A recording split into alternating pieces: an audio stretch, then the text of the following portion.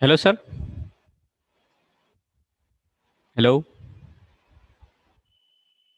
Hello. Hey. Hello, sir. Please start your session. It will be recorded. Then other people will be see this lecture, recorded lecture. Okay, yeah, just give me a minute. Okay, okay, sure. Sir.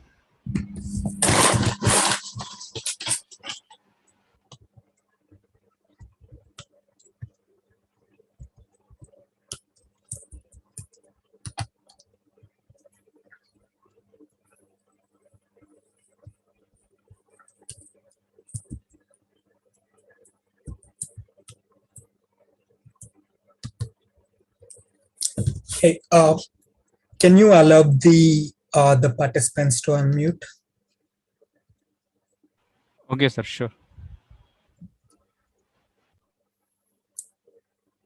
Hey, so yeah, in the last couple of lectures, Ramesh walked you through how to use pandas and NumPy for data analysis, and with that, we've basically like walked through the basics of Python and seen how it can be used for data analysis specifically. So I guess there's a lot of places you can go from here, but uh, I just want to have a discussion with all of you about I guess what you've learned so far and what you would like to be able to do at the end of this program. So yeah, you can unmute yourself and speak. And so I guess, for example, like uh, if you can tell me, some program you want to be able to build, or something you want to be able to automate. So let's try to come up with concrete examples of something you can actually start building now with all the knowledge you have. So I'm gonna leave it open for you guys to speak.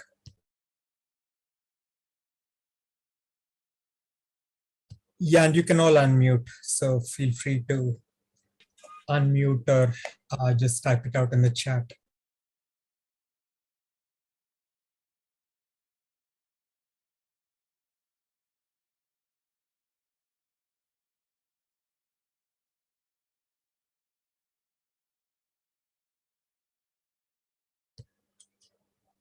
Okay, so do you have any preference on what we should, I guess, what we should look at today? Because I don't want to limit it to any specific topics. So like, is there a specific area you all are interested in? Like, I don't know, like web development is one example. So do you have like an area you would like to learn more about, or you just want to learn more Python basics?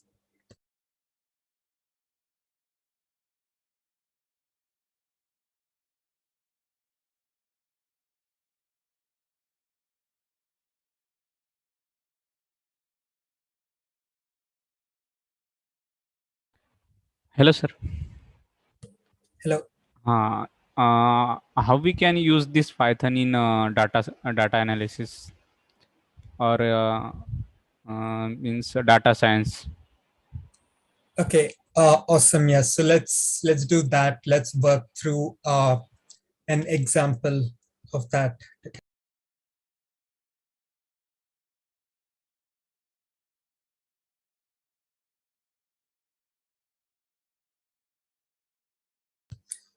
Yeah. Ramiz has already walked you through how to use pandas. So if what we're going through is I guess it's too basic compared to what you already know, please stop me. So let's go down to some actual data.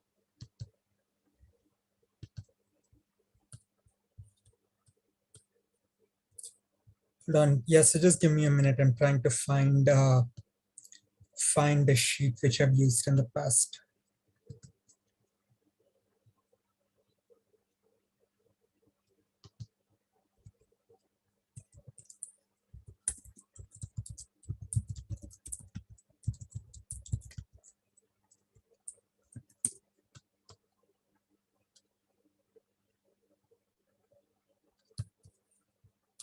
Hey, can you all see my screen? So there's this book called the Python Data Science Handbook, and it's a really good book. And along with it, uh, there's a Jupyter notebook for every chapter which you can work along with. So let's not do that, but it has some examples in the end. So let's take this one example and work through it.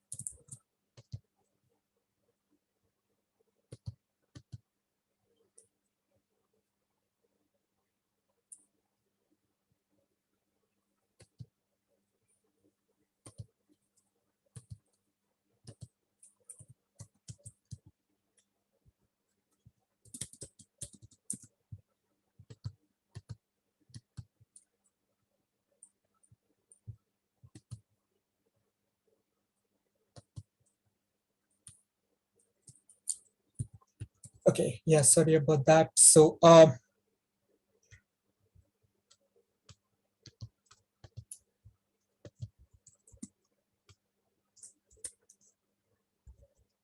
yeah, can you all create a copy of the collab sheet which I posted in the chat?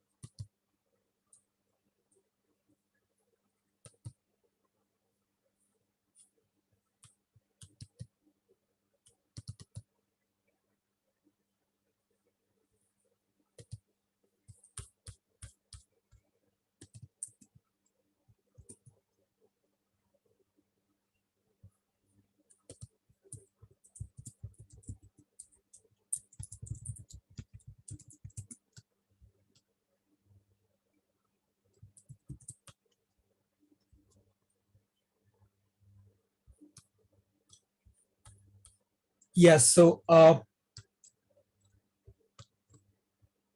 do you want to work through this like independently, or would you like me to walk you through some examples? All right. So I'll walk you through some examples.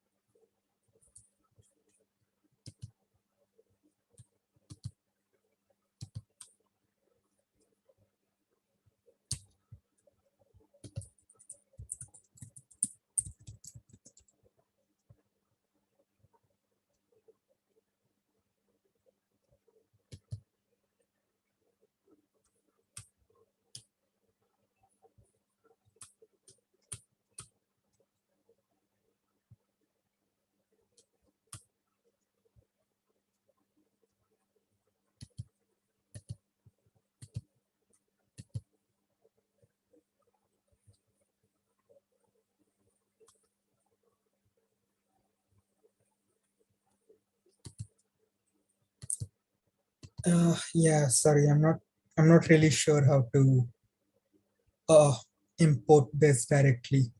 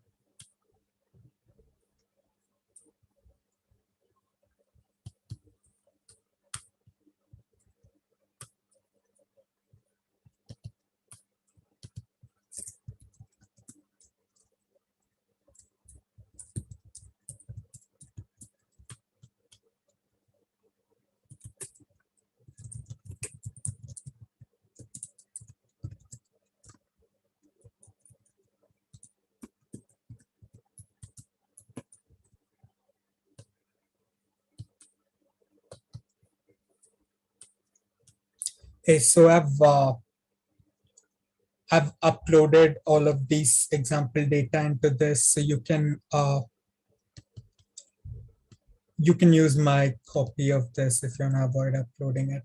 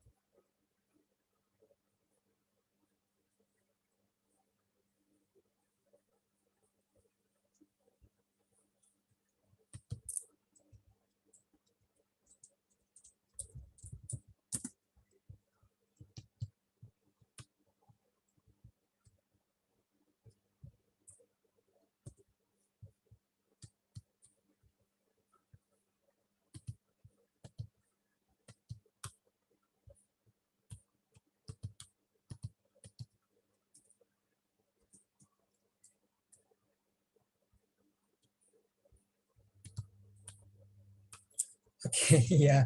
Sorry about that. Uh, so in the same copy of the sheet which you have, the data is uploaded again. I'm not sure how long this persists, but yeah, can we all, I guess, like try to play with this data together? So the first thing is this movies.dat. So we have a data set of a lot of movies, and this includes the name of the movie and the year, the genre, etc. And similarly, we have a file which tells us the ratings of all of it.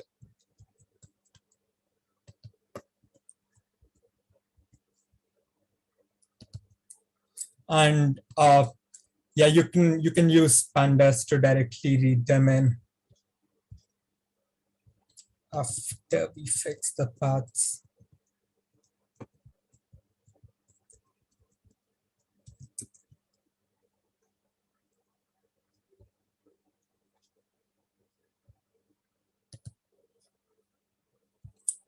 All right, so now we've loaded the names and the ratings and the usernames in various data frames, and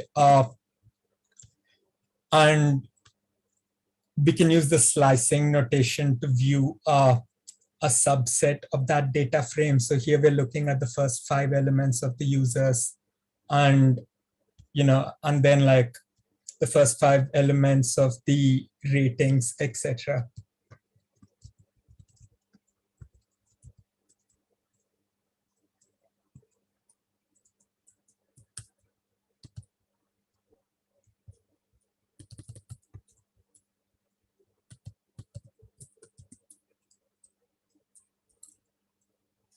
And the the ratings actually relate to the movies, but they're in a separate file.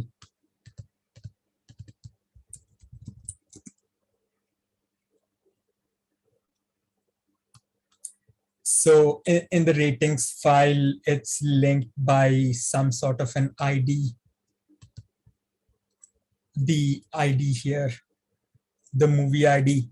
So if we wanna, I guess, relate these two files, or like uh, join them and make sense of that data together, we can use the merge function.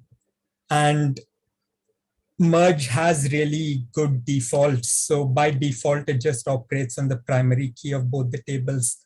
So since it happens to be movie ID for both of them, pandas can figure that out on its own. And now inside of this data, we have we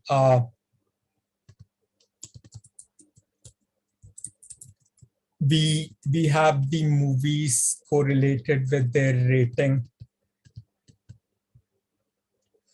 And there's a lot of ways in which we can look at this data. And what I mean by that is that there's a lot of facets here. Like for example, uh, a movie has a date, and a movie has a genre, and like a movie can potentially have actors and stuff like that. And so we can use pivot tables to, I guess, to look at that data in a different shape.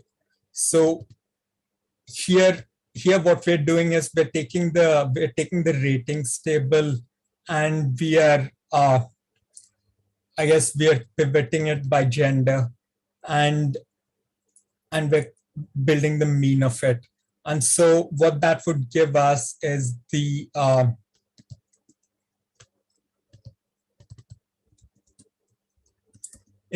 average rating based on like the gender of the user. And uh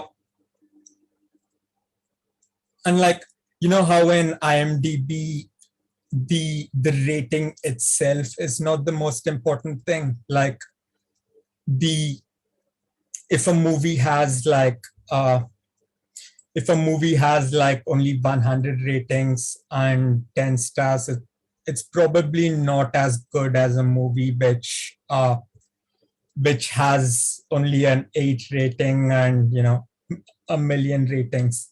So this block is trying to filter out the less popular movies, and the way it's doing that is it's grouping the data by title uh, and removing all the entries with less than a certain number of votes. And this gives us, I guess, the popular movies. And similarly, there's like a whole bunch of things you can do with this. Like basically, you know the data which we have here is similar to what we see on something like IMDb in the rawest format, but here we're accessing them just as text files directly. But in the real world, it's not really feasible to just store these as text files because you can't run a web server just on one computer if thousands of people from around the world are going to be accessing it at the same time. But despite of the fact that it's stored in a different way, the operations we perform on them are kind of similar. And yeah, so this just has a few more uh, examples of ways to shape this with pandas and I guess get specialized statistics. But yeah, since you've already spent a couple of weeks doing panda stuff and numpy stuff, I feel like me walking through more examples of that might not be the best use of time. So uh, i'm gonna I'm gonna introduce you to another concept which is pretty useful when you're just using Python for random tasks or trying to automate something. So are any of you familiar with what API stands for? So API stands for the application programming interface, and lots of programs and websites and stuff expose APIs which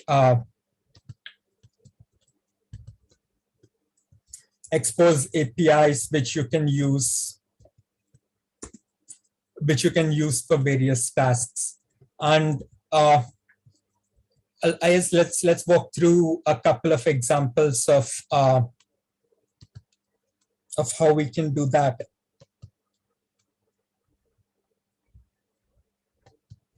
So since we were just looking at movies, let's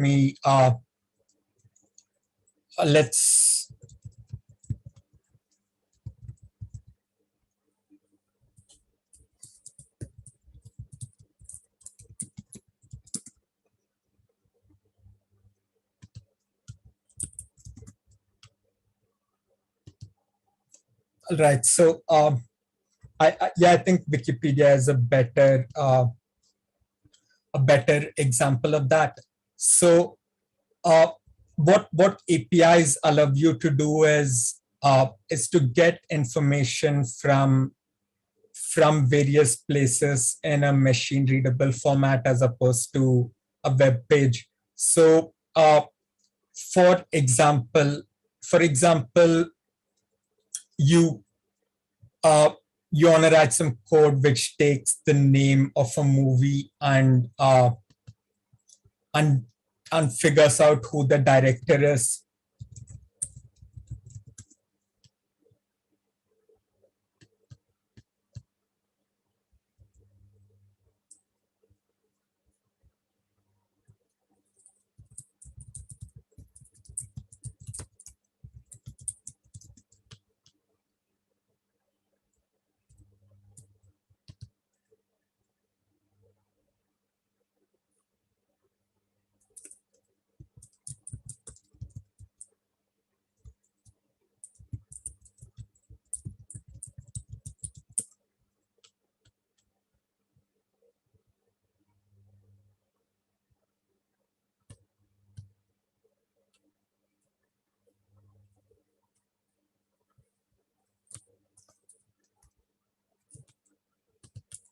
So this is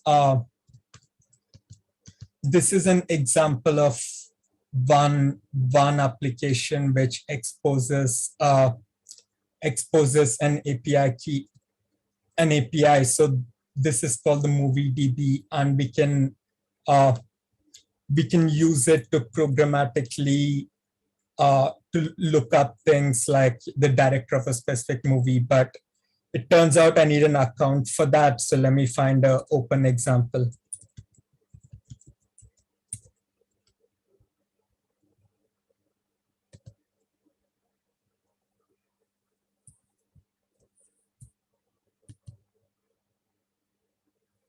So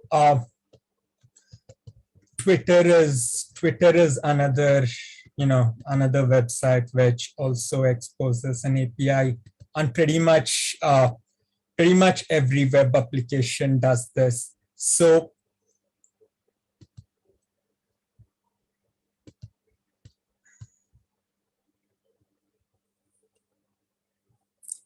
my bad, this one also.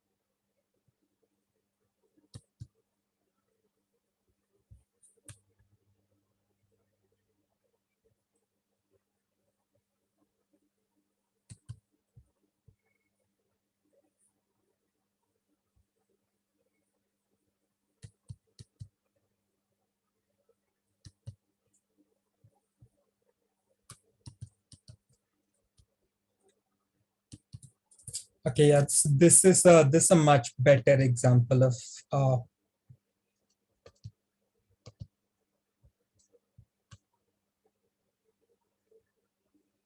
that. So Spotify has an API similar to Twitter and IMDb and stuff. And since I already have a account in Spotify, let me just use this.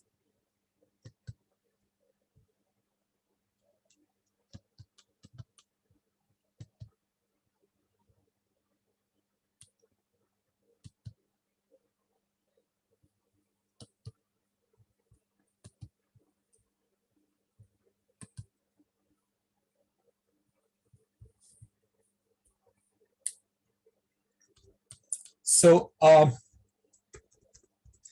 so the way an API looks is it's pretty similar to the functions which we built before, but in a web format. So this example, this API endpoint gives you the details of a specific artist.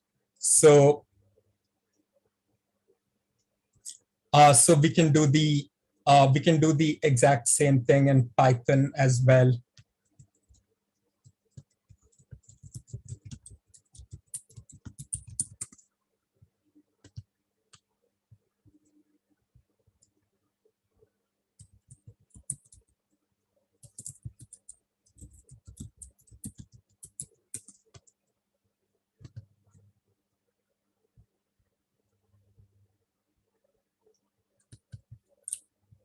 Yeah, so let's just try to make this same endpoint, the same API call in Python. So the way it breaks down is the first part is the endpoint, which is the URL which we need to go to get the data, and that is api.spotify.com/something/something. So let's just copy that here.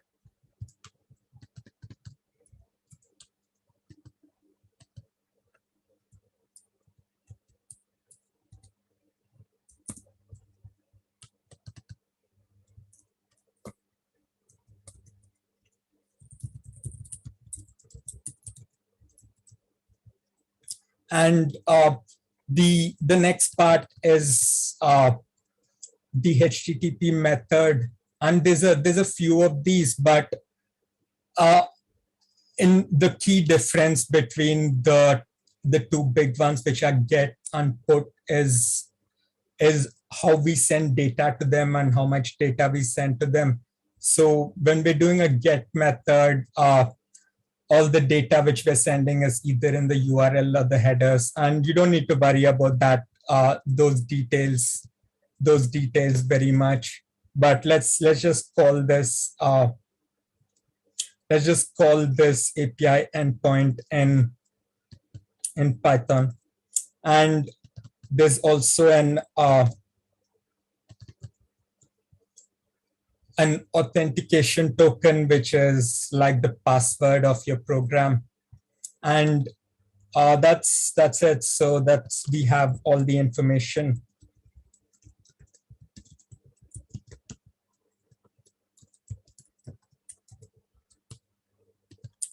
And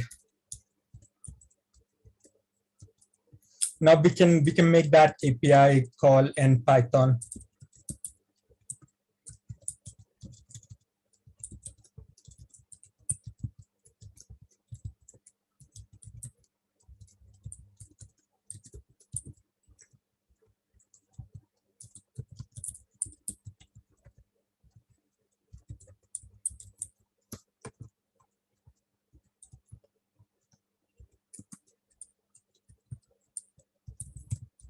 And let's see what data we got back from the API.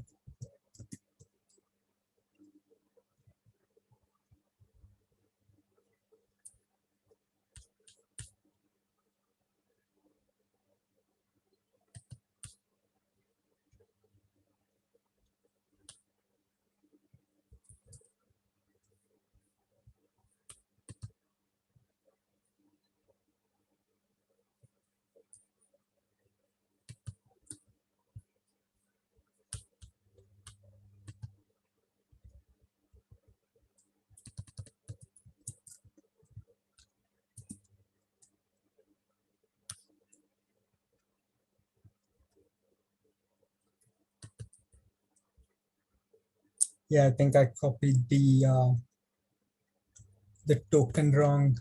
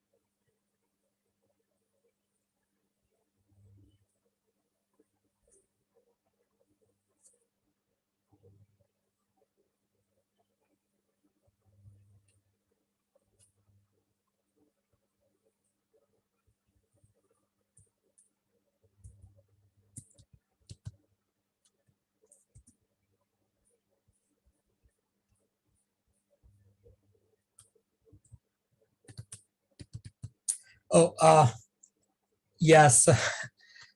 So I think the reason the API endpoint is refusing my password is because it's running from a different IP, which is Google. So I can just try running this locally.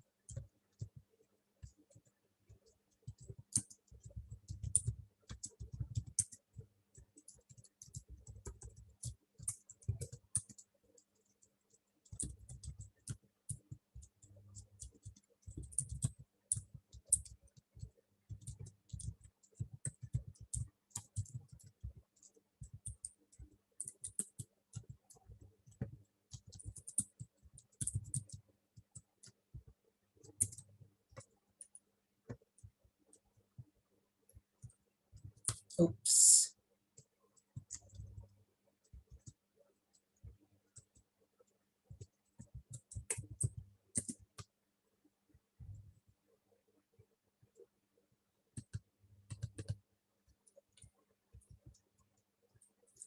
Yeah, it's a copy paste error. Right. So this is an example of programmatically looking up a given artist, and there's a lot of cool things we can do in addition to that. So uh, for example, we want to find out all the albums of of a given artist. We do the same thing, but we'll change the endpoint URL to artist/id/album, which is pretty close to what we already have. So let's try that.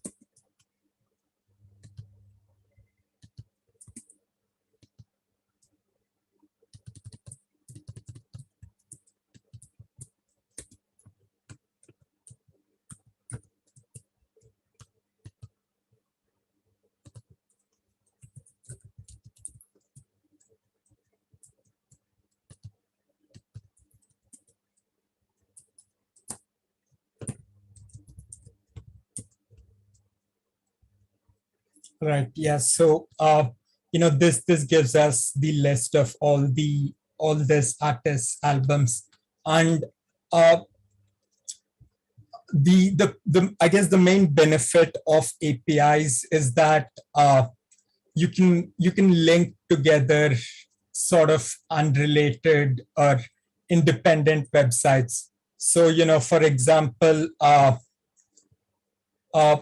for example, Spotify uh, has a lot of music related information, but not a lot of details related to movies. So you could use the Spotify API and the IMDb API together to merge the data from those two sources.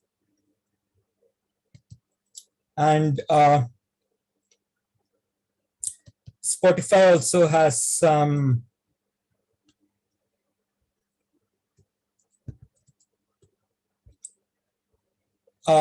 has APIs for finding like similar songs and stuff like that. And when you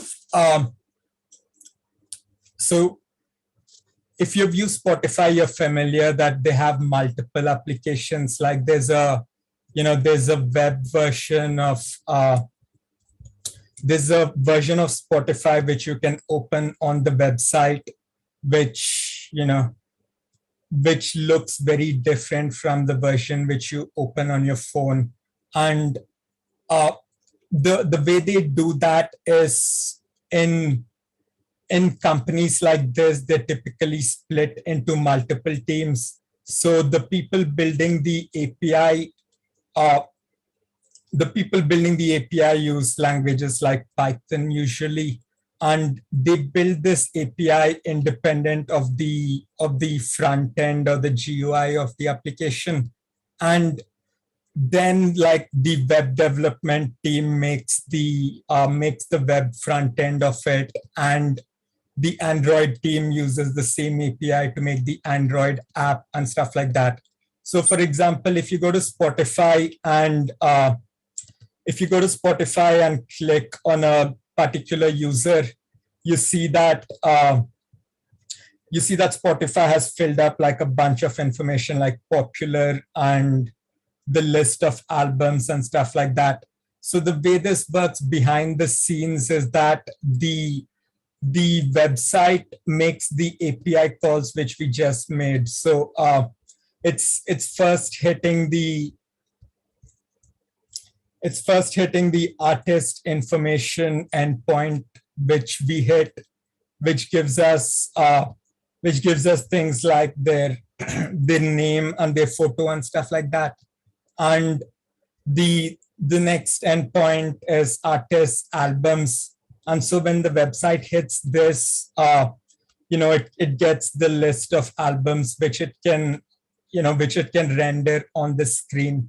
And similarly, the Android application works the exact same way. The iPhone application works the exact same way, and like the Apple TV application, so on and so forth. So, so these APIs, in addition to a bunch of other things, help us split the backend and front end development and make it more manageable to have like so many different kinds of GUIs or so many different kinds of clients. And yeah, if you use Spotify, for example, there's a lot of interesting data analysis which you can do.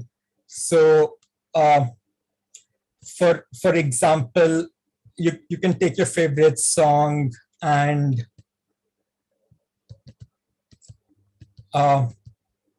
you can ask Spotify for information about it, and yeah, it gives you some statistics like loudness and tempo and danceability and stuff like that. And yeah, there's a lot of such endpoints. And finally, you can also get your get the list of the songs which you have listened through the API, and do similar data analysis as we were doing with the movies application in Pandas. Like for example, you could download your songs from using the Spotify API, and I mean download the list of songs which you listen to, and then do different kinds of data analysis. Like for example, the simple things like who's your favorite artist, and even more complicated things like what exactly about the music which you like is is interesting to you. For example, you can look at your favorite songs and generate this audio information for all of them, uh, and I guess like find patterns and stuff like that. And uh, yeah, I guess finally one last thing before we end this lecture is I do want to point out that this sort of uh, data acquisition, like we're doing from the API, and then simple cleanup and analysis, which we're doing with pandas, is also the first step in a lot of other more complicated things, like for example machine learning, which is really popular these days. So machine learning is used for a lot of things, but what you see most often is probably recommendations in various sites which you go. And these recommendations are generated by getting your data through the API and constructing machine learning models based on them. And and then the machine learning models suggest things for you based on your criteria. And you could also build a simple version of a recommendation engine based on your data and based on your history. You don't necessarily need to use machine learning. And yes, so it I'm gonna end this lecture about here, but uh, I do want to point out that the most effective way to learn programming or learn a new language is to build something. And it doesn't really matter what it is that you build. Like it can be, it can be something which bothers you. Like for example,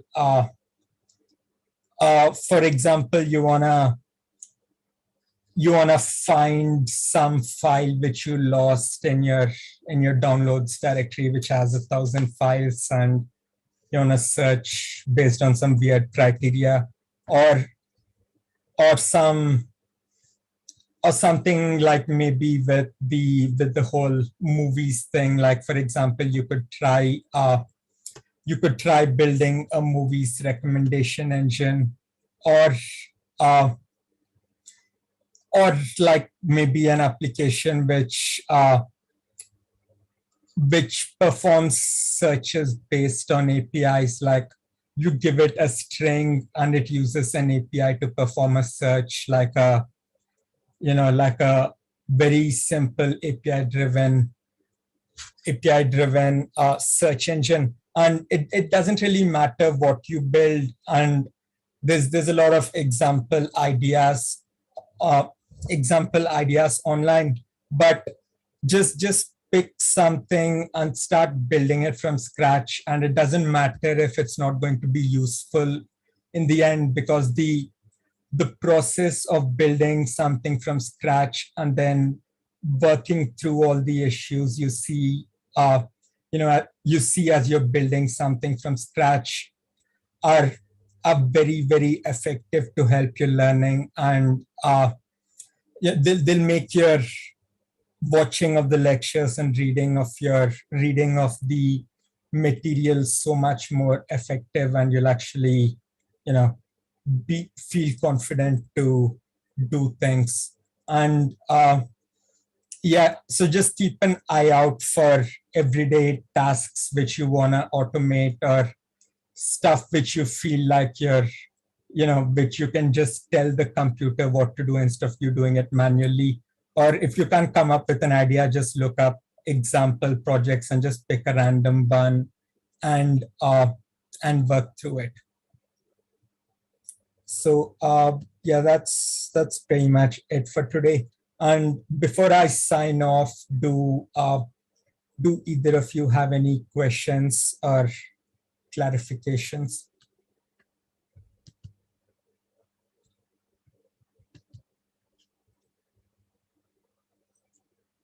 All right, I guess not. So thanks, everyone.